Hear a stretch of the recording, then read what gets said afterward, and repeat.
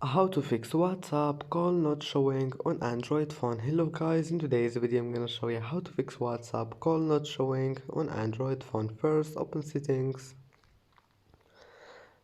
and then scroll down until you find apps and then click apps again, and here we'll find WhatsApp. Click on it. Just type here WhatsApp and you will find it. And now go to permissions